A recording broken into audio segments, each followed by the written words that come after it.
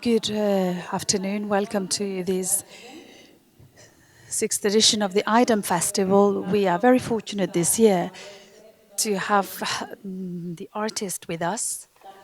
Her name is Nora Chipaumire. We have her show, Hashtag Punk, on Wednesday the 11th and Thursday the 12th at 10. The programming of the festival, you can see it there, and I will repeat the names again of all the artists who will be here at La Casa Encendida. So we kindly invite you all to come and watch them, come and watch all those artists with their projects, and you can actually take a leaflet from the counter on your way out, and you can go through the whole programming. Please come and join us in this festival.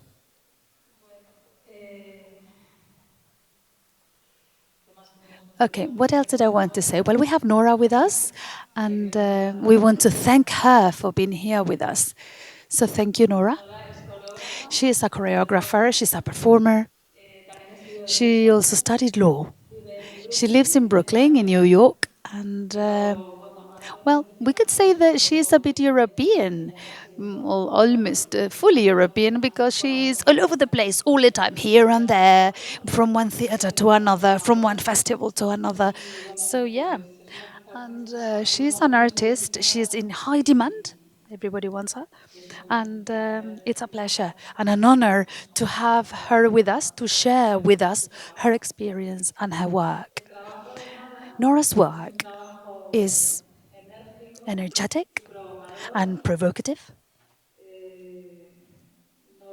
She is an expert in stressing the limits, pushing the limits. And her work, one of the lines of work she does is confronting us against stereotype, racial and gender stereotypes, pushing us to the depths of that confrontation and to the complexity of that confrontation. We have Nora with us, and she will. Nora has asked me to tell you a bit what she does.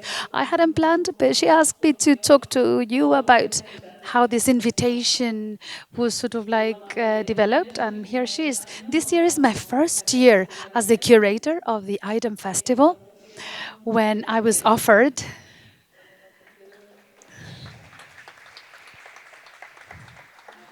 Thank you. Well, when I am honored, actually. It's an honor to curate this festival.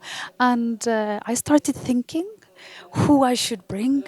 And then, in parallel, I was thinking about going to Senegal myself to dance at the École des Sables with Nora. I had already sent my application letter and I was waiting to be accepted. So these two sort of like themes crossed my path, both of them really exciting. So I went to Senegal, I met her, I lived for 15 days with her at the École des Sables together with her colleague and Christina and other artists, Sonia, lots of sabalists and lot of dancers who have lived that experience. And so I became a follower of Nora. I went again to see her together too with Monica. So I saw them with the show hashtag Punk. And then I went to Barcelona to saw her at the Greg Festival and I saw her trilogy, hashtag Punk, 100% Pop, Star Nigga. And that's it. I'm not going to talk anymore. So I give her the floor and for her to talk to you. And you are very welcome to ask questions. She will talk for a while, but she's very open to answering questions. So she has the floor and welcome to the debate.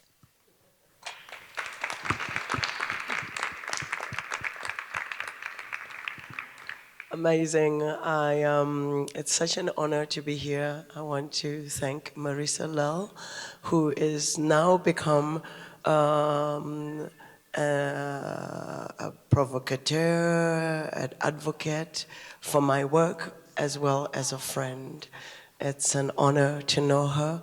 It's an honor to be in your magnificent city, Los Gatos. Can I call you all that? Real Madrid. Ale. I'm sorry if other people like Atletico, huh? It's such an honor to be in this amazing space, and also a little bit terrifying, I have to say. I'm a little bit frightened, because I hope that we do deliver. I hope we bring the work as fiercely as we always bring it everywhere. But thank you for coming tonight, and thank you again, Marisa, and for the festival for inviting me and my colleague. And I also want to just take advantage and introduce my right hand, Papa Ibrahim Njai Kaulak, who does the work with me.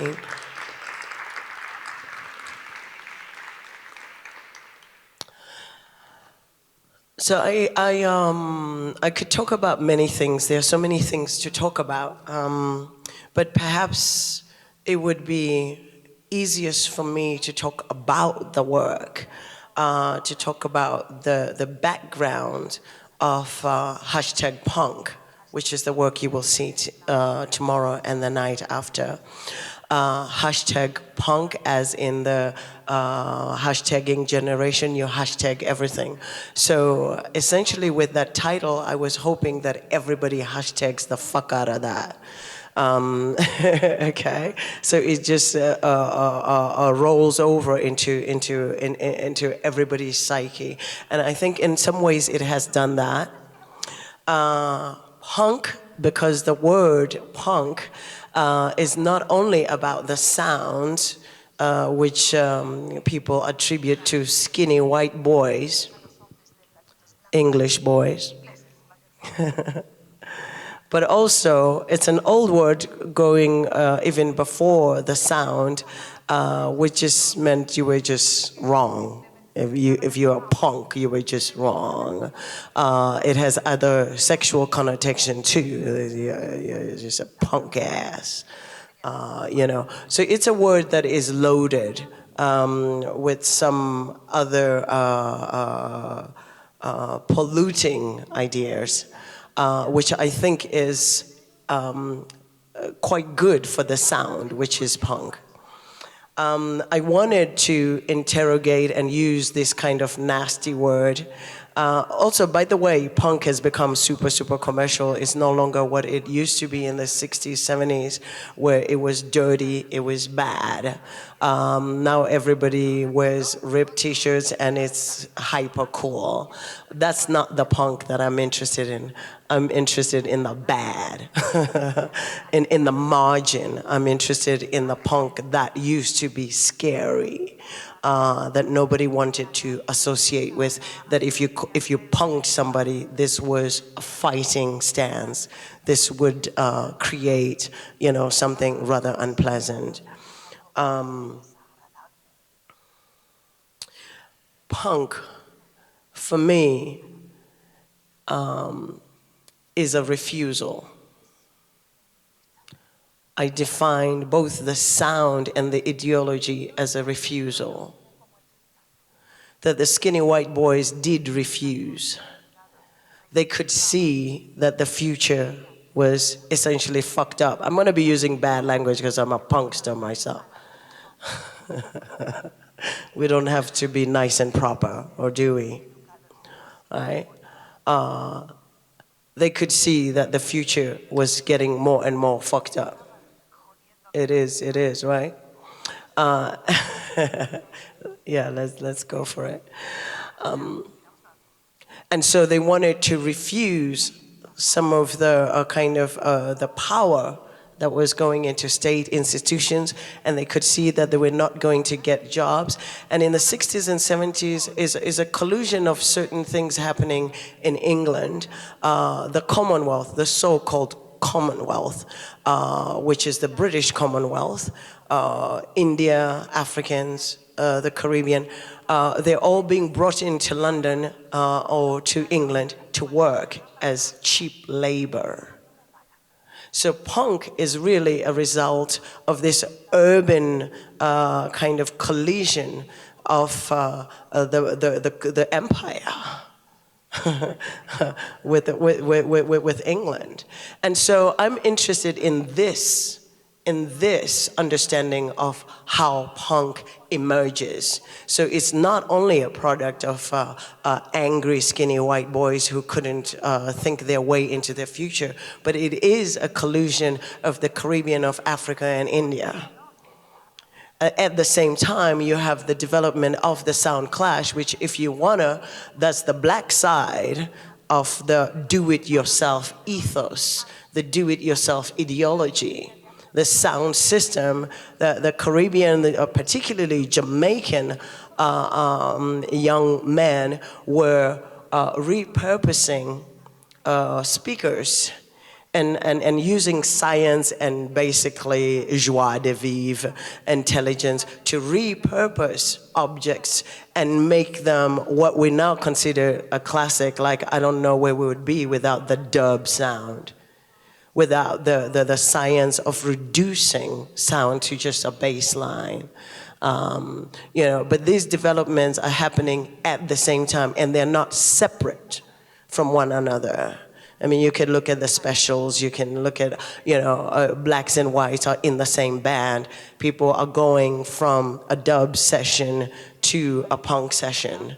You know, so I'm interested in this kind of undertold. I would say perhaps there are other people in the world who have thought about the emergence of punk as a result of the empire, basically, as a result of the empire. And I would say Kojo Eshun, who wrote this magnificent book, which should be on everybody's shelf, who's a self-respecting musicologist or whatever, more brilliant than the sun, Kojo Eshun. He's got other books and other things that he's written about, and he's just a thinker, a magnificent thinker of our times, and must be read. Okay, so I'm interested in not only this history of what is happening in England, but how some of this is also trickling to my part of the empire, which is Zimbabwe, then called Rhodesia. So I'm born in 1965. I know, I look hella fine, right?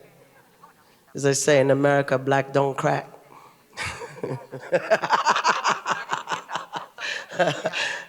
Translation, black doesn't show age.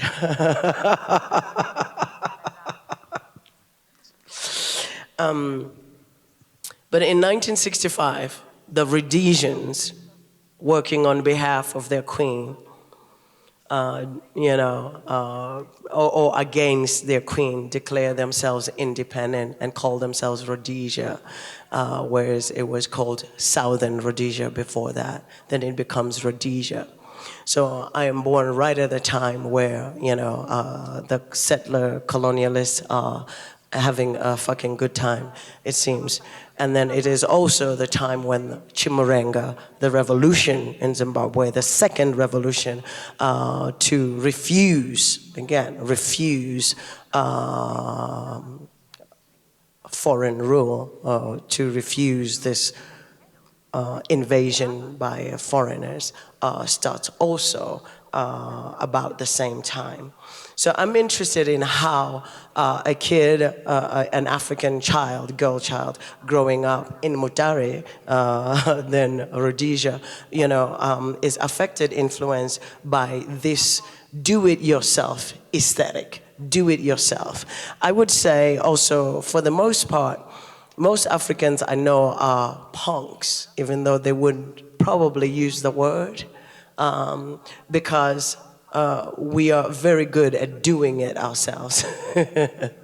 We're very good at repurposing and doing and just getting up and do it for ourselves. However, we are not very good at the commercial side of that. So in my work that you will see here, I'm interested in this African in Europe, this African in America, this African in Africa. I'm interested in where we are right now, where there is a huge anti-African, anti-black sentiment, both in the capitalist world, basically, that the feeling is Africa should go back to Africa. And I like to use this provocation that I think when you do see us walking down in your streets in Europe, there is there is this feeling of like, yo, Africans go back to Africa. So then I try to use this feeling as a way to make an introduction. So my punk is about this. You feel that Africans should go back to Africa. But so how do we start a conversation around this? Since the 1500s, we've been tied to the hip, Europe and Africa. And since 1884, basically, you know, we've been tangoing together. How is it that now we're being asked to go back to Africa, and yet, you know, we've been cleaning your toilets ever since you can fucking remember? So I'm very much interested in the political economic conversation between the black body and the European body, and some of the philosophies that go around to try and support why Africans and all black bodies are not welcome, or they're welcome for only specific things. So an introduction. So how do we make this introduction? So we start off saying, okay, Europe, this is an introduction. We're gonna make an introduction. From Africa, anywhere Africa, because also people are retarded. They think it's one country. So it doesn't matter. It doesn't actually matter. It could be Brooklyn, Africa. In fact, Brooklyn is Africa. Because if you're black, it's just Africa. You know, it could be Suriname, it's Africa. So how do we make this introduction from anywhere Africa?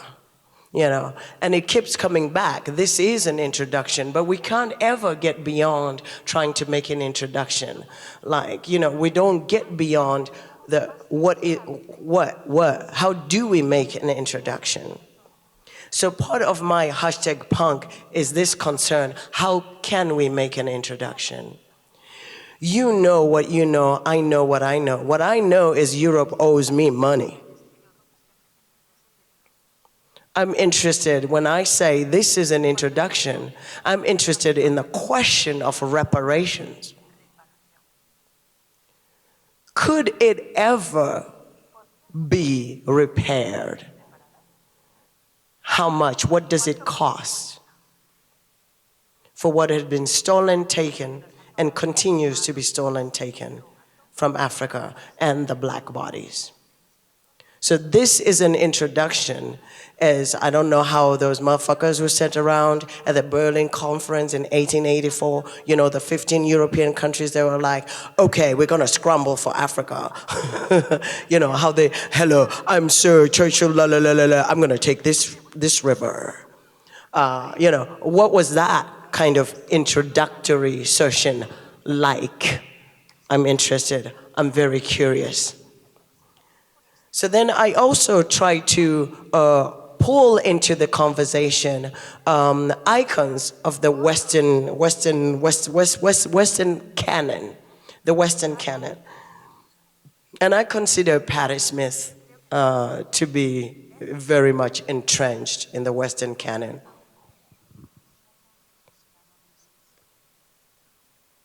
No disagreements, right? Right, we agree. She's important, relevant, essential. So Patti Smith, in the 70s, 78, she penned a song called Rock and Roll Nigger. So I'm trying to make an introduction, and I say, well, yeah, I'm a rock and roll nigger, what are you? You know? So I've kind of I'm going to use a word that many people like to use, black folks like to use, but they use it almost as a weapon: appropriation. You are just appropriating our shit.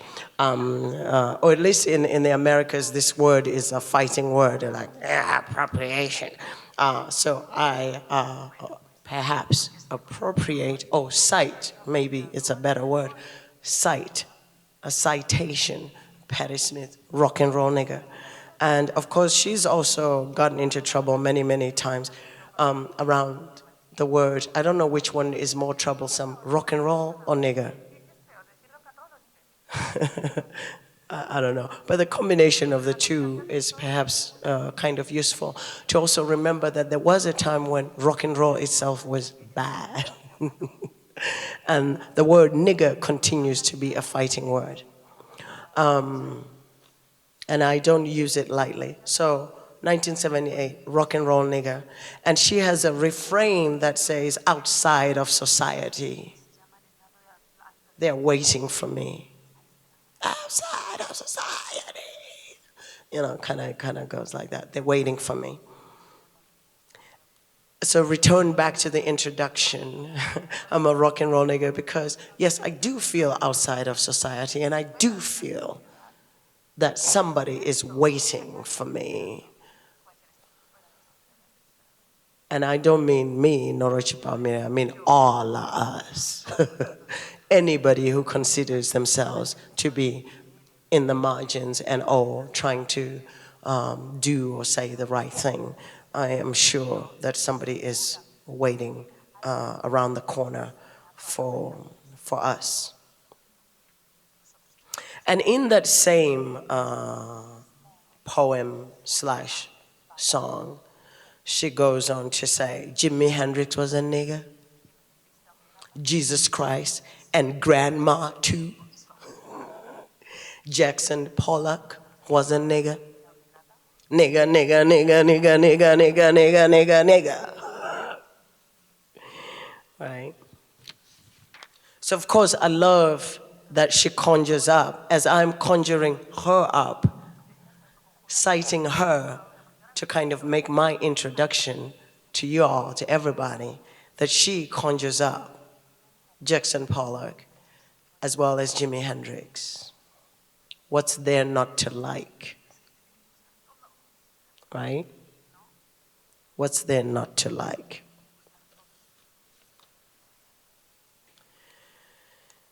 I go on to cite again Patti Smith, another song of hers, Gloria,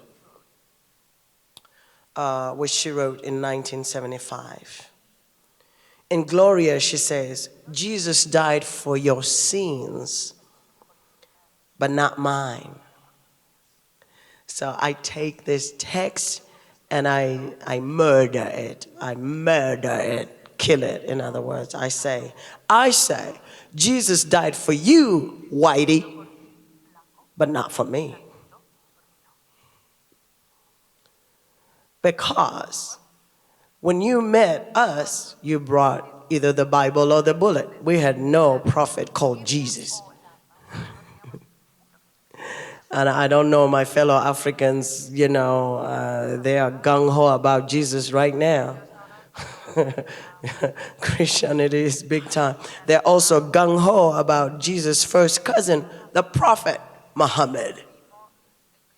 None of these prophets have anything to do with me. And if they die, they didn't die for me. And I'm happy to repeat that again and again. And also not give a fuck if it's blasphemous. Because what we're trying to do here is shake up the energy so we can all start thinking, you know. In 1884, when certain gentlemen sat around and pulled people apart, they were not thinking, oh, this is blasphemy, right? They were not thinking, this is bad, what we're doing. They're thinking, oh, well, I mean, first of all, they're not even humans. which returns me to this whole thing of Africa, go back to Africa, which is something that actually did happen to me in California, Oakland, California, which is rather a revolutionary place itself because the Panthers grew up there. But there I was walking down the street, you know, and then somebody said, "Get out of the get the fuck out of the way, nigger," and I was like, "Oh shit, I'm not a nigger, I'm an African." So I'm interested in interrogating this internally, the questions of the refusal of the word nigger, but also the fact that I can accept the word Africa, which is also made up. Africa. Oh, to be African is an idea. Is an idea. It really doesn't exist. There is no such thing. What else can I tell you about my provocative text? Jesus died for your sins, Whitey, but not for mine. With this shift of Patti Smith's text, I am trying to refer to my growing up during the apartheid that the Rhodesians imposed, that the Africans were separate utterly. I didn't know any white people until 1980. 1980 is independence. So desegregation happens. It means that African kids can go to schools with white kids and white kids can go to school with African kids. So we can start to interact on that level and not just be as their housekeepers or their garden boys, which they still call us garden boys or house girls. Not in that working condition. Jesus died for your sins. I jump a little bit forward into the 80s, which of course Zimbabwe becomes independent in 1980. But in the 80s, we have major players such as Ronald Reagan, such as Margaret Thatcher. These characters changed the world.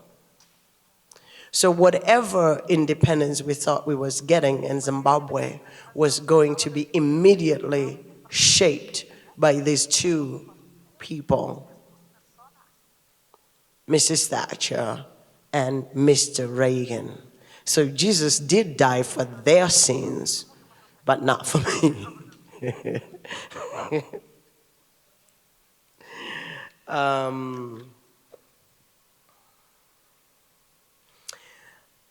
So Patti Smith also says, so I've been, you can tell I've been really studying Patti Smith here. She also says in some other texts, probably related, she says she doesn't give a darn about the past, but she fucks with the future.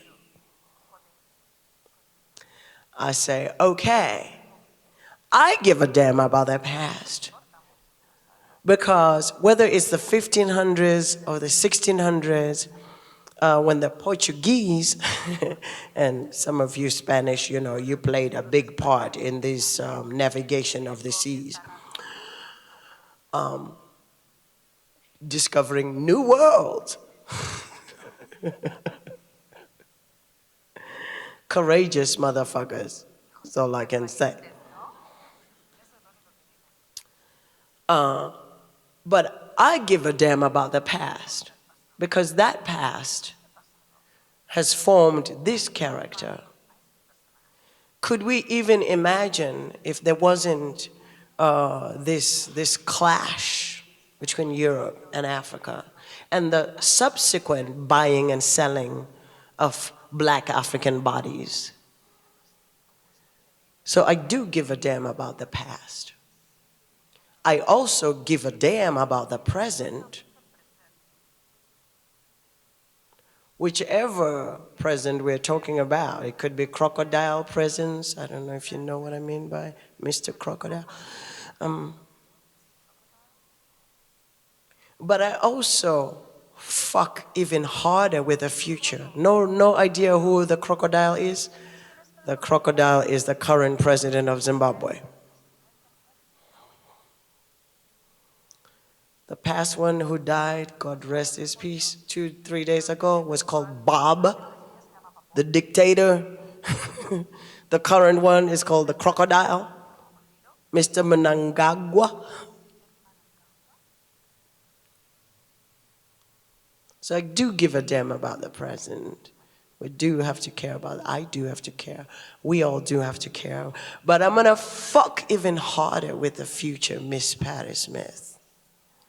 She says she fucks with the future, but watch me fuck with the future.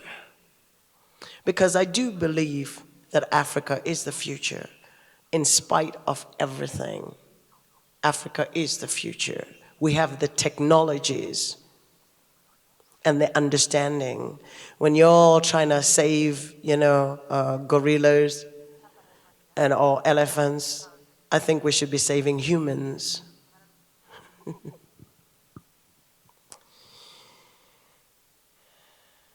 So finally, if I'm unable to fuck with the present, the past, and the future, I'm just gonna use that most magnificent of the African technologies. I'm gonna voodoo this shit out. I'm gonna marabute this shit. Come on, Africa now. We've known how to fucking fuck shit up. Let's do it. It's time. So, but things haven't failed yet. But the punchline is if we can't do this, fucking with the present and the future and the past, we should voodoo this shit, which ties us back to Mr. Jimi Hendrix. We're voodoo children, but we can voodoo this shit. We can punk this shit. Going back to that moment of refusal, we can do it ourselves. We don't have to follow our parents. We don't have to follow the government. We can do it ourselves.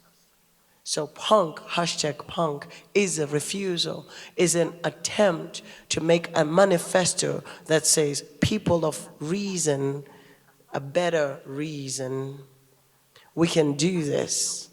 We can punk shit up. We can create better futures.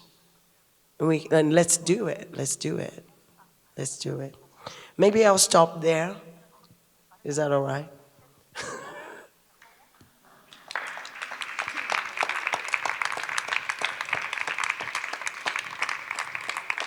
And ask maybe Marisa can let's talk. Let's talk. ¿Alguien tiene alguna pregunta para Nora? Are there any questions for Nora? Hola, buenas. Hello.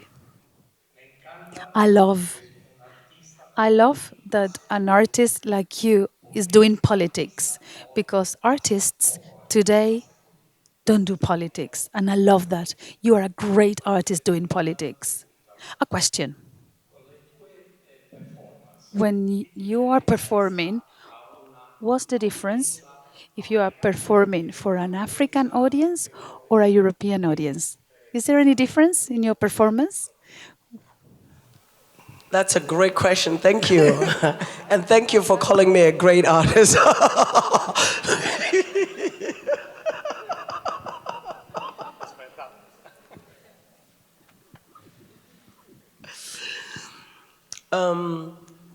My performance and my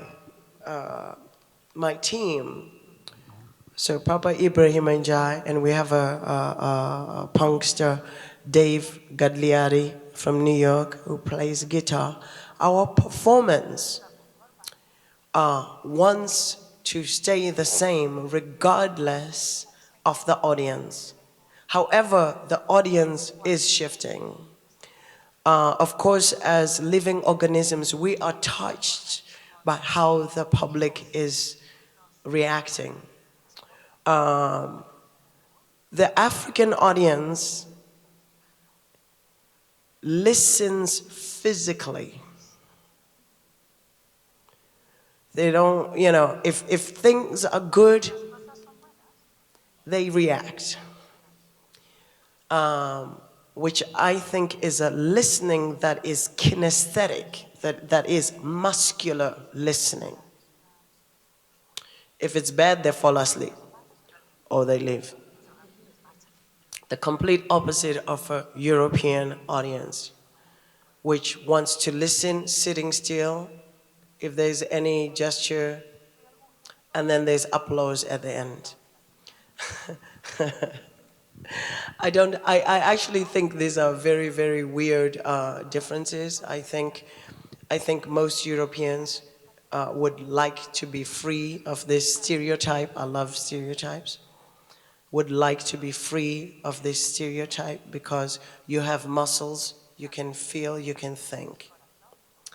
However, there is a tradition going back to Louis XVI, the professional concert stage, where this becomes about class.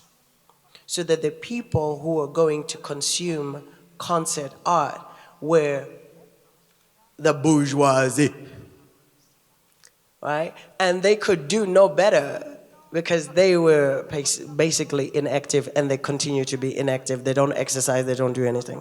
So they just sit and clap their hands. The working people, however, are physical. That's the nature of the working class. So I think perhaps that could be the truer reason for the difference. That most Africans who show up to the work come from a working background, which has physical resonance. And they're constantly reacting in this way, as well as I do think that, you know, we do listen physically. I mean, think about it. The ear is not like a separate gadget over there, you know. And this division between the head and the body is a false division. Is that an acceptable answer? ¿Alguien más tiene Are there any una other pregunta questions para Nora? for Nora?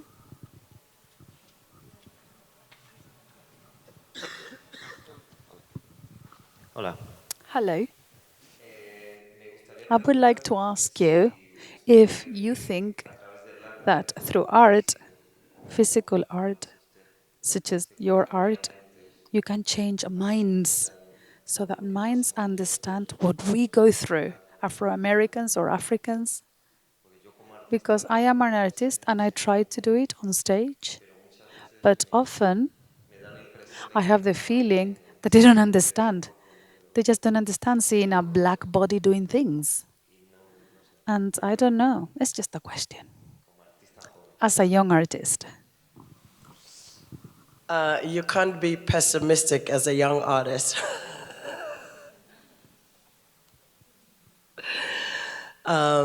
Courage, determination,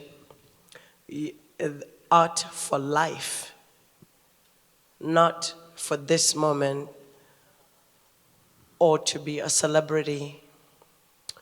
And you must know from experience already that we're not in it for money. So,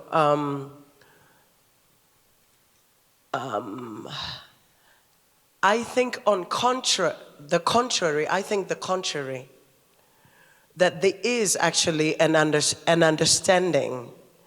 Perhaps the understanding is loaded with fear.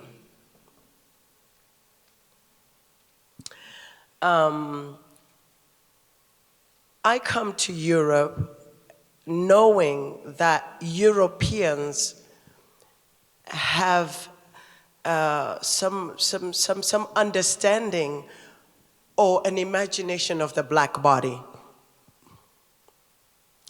They cannot help it. So I use this fear. I use this tension. It's historic, it's physical. You walk down the street, people look at you a certain way. There is already tension. We are constantly in performance, brother. Any black body, the only time maybe you're not consciously performing is if you're in Africa, because there's so many of us, everybody's performing, nobody's looking at each other. But in Europe, you are in performance all the time. So to bring awareness to this fact that you don't need to do more to be in performance to get a kind of regard. So I'm not really concerned if the regard is good or bad, but there is a regard. You cannot regard, there is a look, there is a tension. And we can't ignore this tension. So as long as I am here and you're there, we are in this conversation. I do believe that the physical act is so fundamentally important that the human organism is a living organism.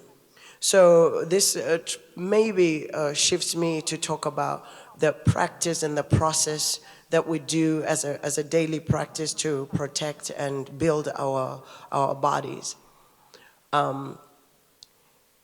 We feel each other. We feel each other. So maybe Europeans are stuck, some of them, not all of them, are stuck in the head, in this Cartesian divide, reason versus non-reason apparently. But we know better. The whole body is an intelligent organism. It is thinking. So whatever you do, if you do it with conviction, it touches somebody, and you better believe that.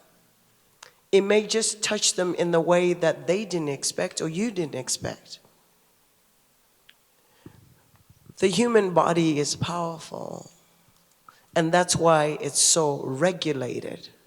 There are so many laws that regulate it because of its power. I'm just old enough to recognize that. So I try to be fearless, and even when sometimes we're in difficult situations, really, where we're the only black bodies and there's a sea of white people, and you're like, smash your brain, and they're just looking at you like, you're like, por favor. No reaction. But I think even this lack of reaction is a reaction. You know, maybe the thing is so strong, it's just shut them down, like, you know. So basically, I think as a young artist, you can't give up, and you have to know that this is not about money, and there is no Superman who's going to come to save you. You have to save yourself by your intelligence and your sincerity. No Superman is coming to save artists, basically, of any color for that matter, let alone the black ones.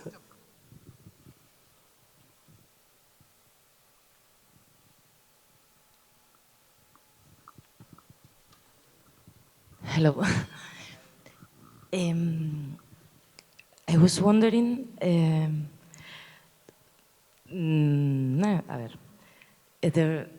about the pain.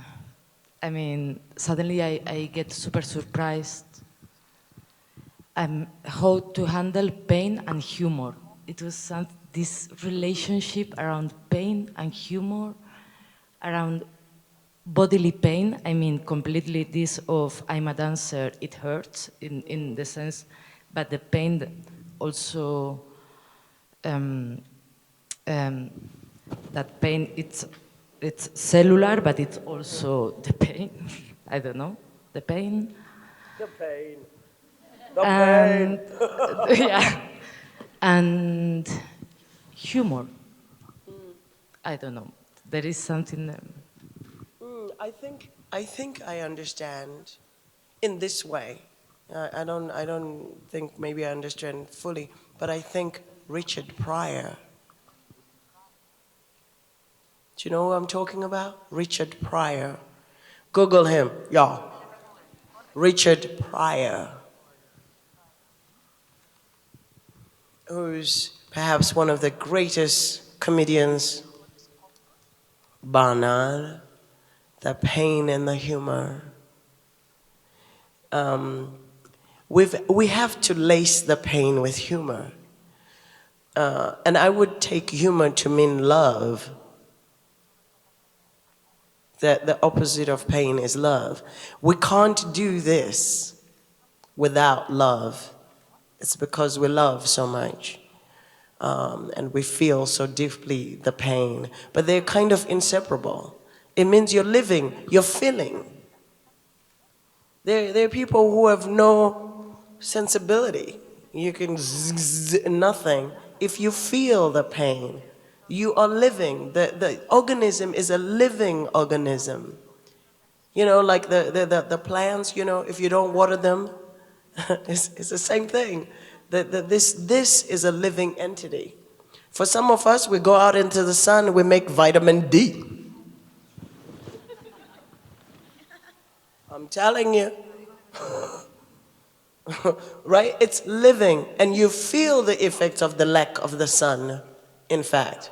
The sunflower, that marvelous plant, opens to greet the sun and just shines. So don't be afraid to feel, yo. There's nothing wrong with pain. There's nothing wrong with it unless it's debilitating. You know, the physical pain, well, if you go to the gym, it's probably, you know, you work out and you feel the lactose, you know, the buildup. It's good. It reminds you that you're living. The humor releases some of that built up lactose acid. We have to laugh. The world is full of bad things. I mean, you can't be from Zimbabwe and not have a sense of humor.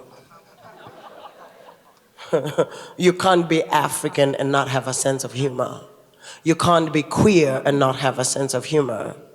Because if you don't allow yourself to laugh at the absurdities, then you're dead. You're the living dead. I don't know if it answers your question. I suspect there's more to it. You know, maybe you want to talk about white guilt.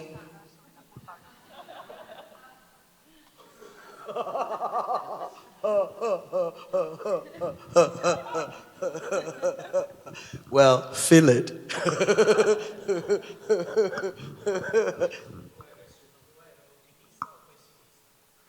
Am I optimist or pessimist? See? Ah, yo habla español, nene. I think I have to be both. I think, you know, there is a whole discipline. I have to say, everything black is in right now. People, if you haven't heard, everything black is in right now. We have amazing thinkers, philosophers. Fred Morton, Hortense Spillers, Sidia Hartman, some girl De Silva from Brazil. We're killing it. Ça c'est la vérité. Hein? We're killing it in terms of really bringing an interrogation, philosophical, intellectual interrogation to what it means to be black African now. And so some people are so pessimistic that they think, you know, the black body is doomed because they cannot see an end to this relationship with capital. And some people are hopeful. I'm kind of swimming in between. Some days are good, I feel very, very pessimistic. And some days, you know, are better, and I feel optimistic. But I think the practice with the body allows some of us physical entities to move through it. So as long as the organism is healthy, it's all good. The organism has to be healthy. has to be healthy, then it's good. Hola, Nora. Hello, Nora. It has been a pleasure to listen to you. I would like to ask you to tell us about your initial part of your career, your beginning as an artist. Did you study dance? Were you interested in other arts? Or, sorry, I'm asking you so many questions. I don't know your background. So, and where did you study? Did you study in Zimbabwe or in New York? And how did you think that would be the best way to communicate doing the type of performance you do with dance? Did you try with other arts? Yeah, that's it. Your beginnings as an artist. When did it wake up in you the need to communicate with the audience or the need to contact citizens? Yeah, thank you. That's a question I get asked very often. Because if you read my biography, it says I graduated with a degree in law from the University of Zimbabwe.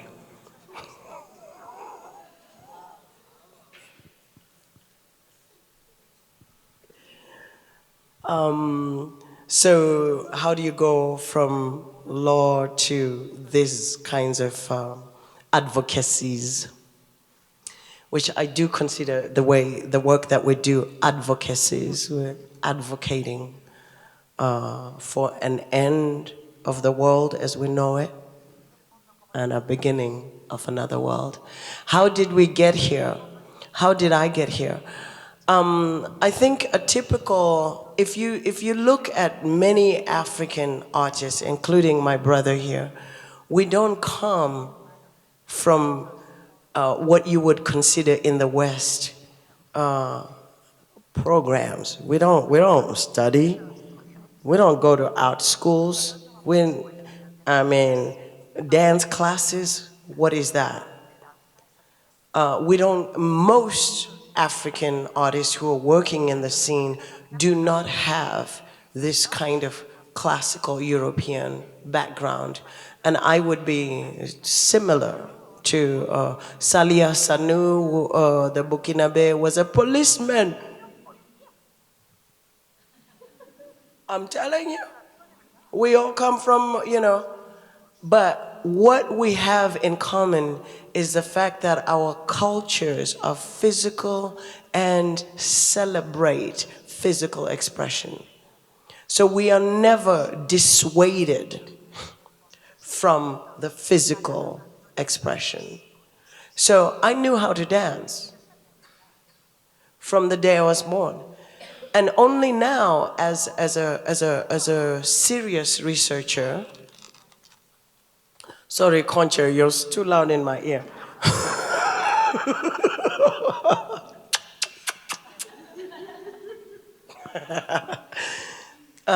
So I was always dabbling in expressive things, but also as an African child in the Rhodesian system, art was not a word that I could have ever even encountered.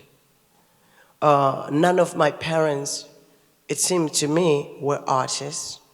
My mother didn't finish high school. She had her first child at 15. My father was a rural school teacher. By that, it means he went up to Form 2. He finished high school and did 2 years after that and went to a teaching college and became a teacher in the village. So yeah, how do I get to here? So I can't say that I'm genius. I have to believe that it was always there.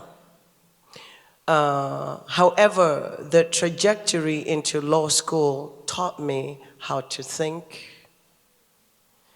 And really, what do lawyers do? They perform arguments in costume, especially the British type. The courtroom is a theater. That was one thing that I really enjoyed about studying law. The other thing that I enjoyed was this idea of advocating for something. However, it did come to a head because I was, from high school onwards, I was a radio DJ, then I became a club DJ, Lulu. So all the time in high school and going to university, I was actually a DJ. I didn't get good grades at the fucking law thing, y'all, because I was partying and bullshitting all like, and the law thing was like, and also it was Roman Dutch law, which is, you know, colonial law. Is boring as fuck. Anyway, but I did manage to graduate, and as soon as I graduated, I decided that I should follow these other extracurricular activities as DJing, modeling, fashion, which I was hella into, and I was kind of doing relatively well in. All these things are performances. So then I moved to America because I was also doing some television. I was doing, you know, in Harare you could do anything. You know, in the 80s we were free as fuck. We had kicked out Whitey. We felt ennobled, empowered. I was the generation of the I was one of the first to go to the University of Zimbabwe right after independence. So nobody could touch us. We were the coolest motherfuckers. Bob Marley had come, sang us, right? So we you know, so I have to admit that I think other Zimbabweans after me, after the 2000s, don't have this feeling, this hubris, that we can do it, and we did it. And also I could do anything. So when I moved to America, I was really intent on becoming a Zimbabwe Spike Lee. So basically, I'm trying to find a language with which to speak. It takes the form of cinema, it takes the form of fashion, and I kind of fall into dance accidentally. I really wasn't looking for the dance. I just fell into it accidentally.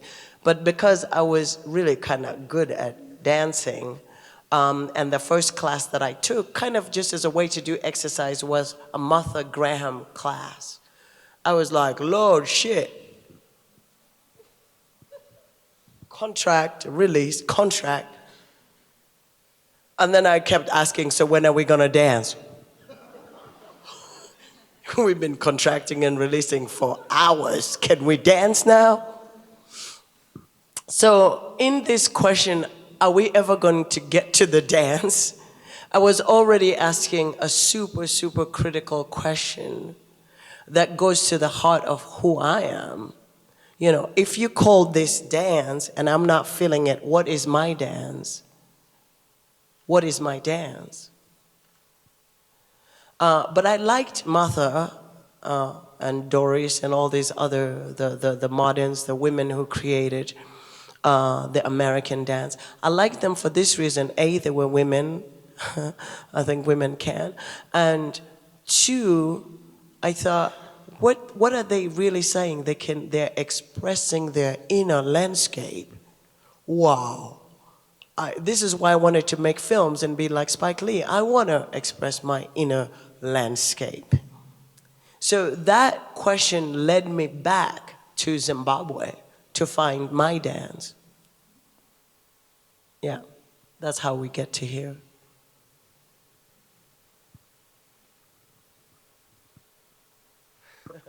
I may have skipped some other tidbits, but anyway.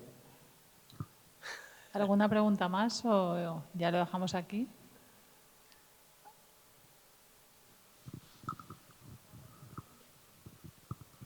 Hi, thank you so much for coming. You're welcome. So I just have a question since you said it, since you were answering that the young artist over there, you mentioned that being Black, especially in a white space, you're always performing and you're always performing.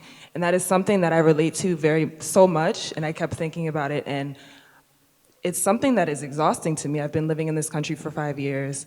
I'm from the US, and I I studied architecture, and I'm always in white spaces. I'm always the black girl, and it's exhausting to be always watched, always having people look at you, and always the whole thing. And I wonder, since you're doing this art and you're sort of performing and you're showing off and you're trying to send a message, do you feel exhausted through your work? Do you feel like you're revived after showing your work? What's your experience? Do you feel exhaustion in your regular life and your art is what kind of gives you back life? Is it the other way around? I wonder about your experience. Yeah, I have stopped minding what other people So the work gives me life. I think maybe this answer is true for all people who use the body, because the reason we move, it regenerates the cells. So we are constantly replenishing the organism, keeping it alive and kind of vital and healthy.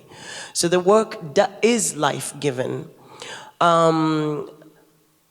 I don't feel exhausted because I also tapped into something that is maybe not particular to all black, but is very particular to the African black, which is the ancestor.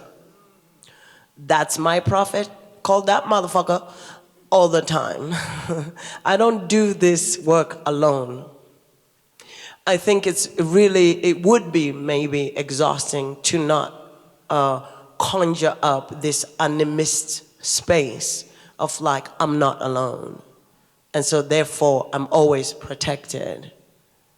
The performance spaces are also very temporary. They're temporary spaces.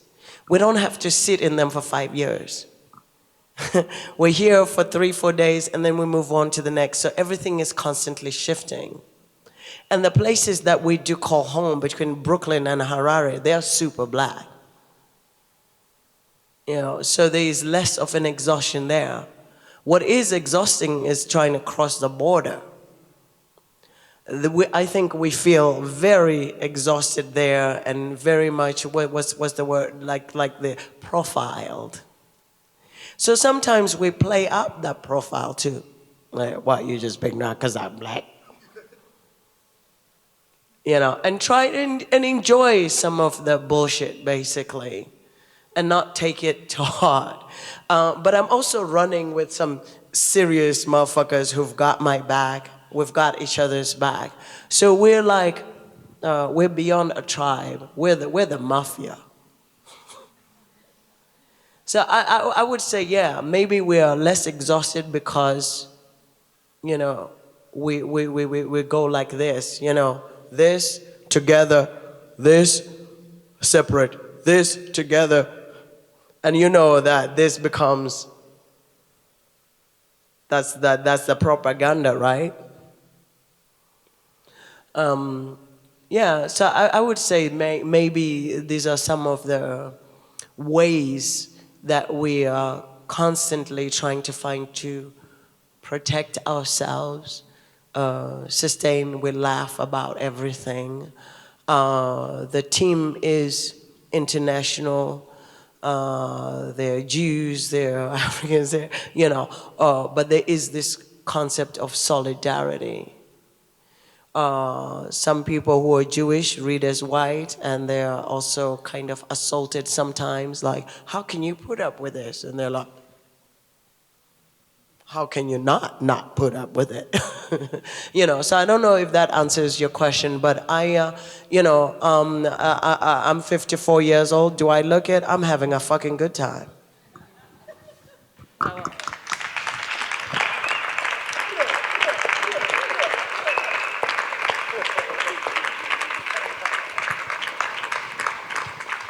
But that's not to downplay, experiences that,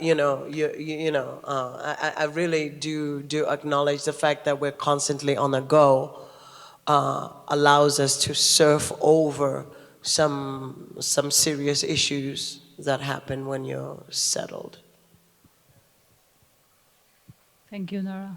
Thank you very much.